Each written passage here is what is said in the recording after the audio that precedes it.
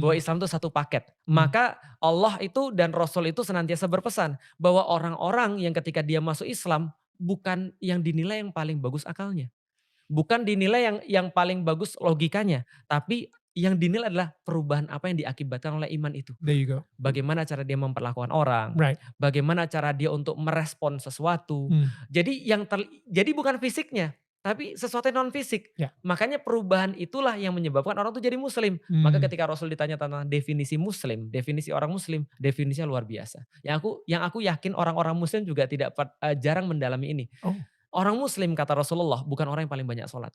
Bukan orang yang paling banyak debat. Maka aku tuh sebenarnya nggak suka debat sebenarnya.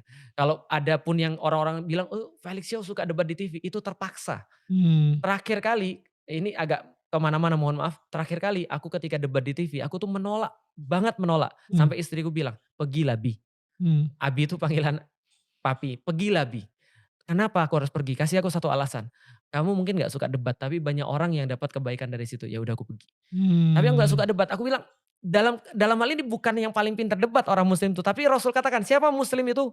Orang yang bisa membuat orang lain nyaman dengan lidahnya beautiful, dan nyaman dengan tangannya.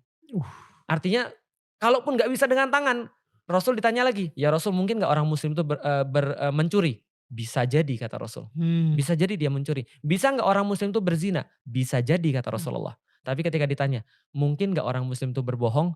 Rasul jawab, "Nggak mungkin." mmm, Nggak mungkin. Kualitas yang paling rendah pada seorang muslim adalah lisannya kejaga. Itu mmm, kualitas yang paling rendah. Maka itu kan melibatkan perasaan, mmm, melibatkan karena kalau logik saja kita nggak akan masuk. ya, Logik, kenapa babi haram? Logik, mmm, sulit.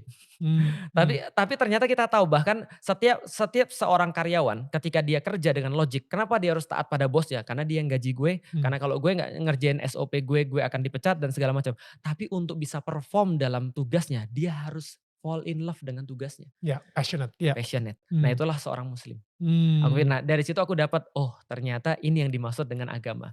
Jadi aku dapat missing link-nya bahwasanya, oh ternyata tidak hanya akal, tapi Mmm. ternyata perasaan juga bermain banyak di situ.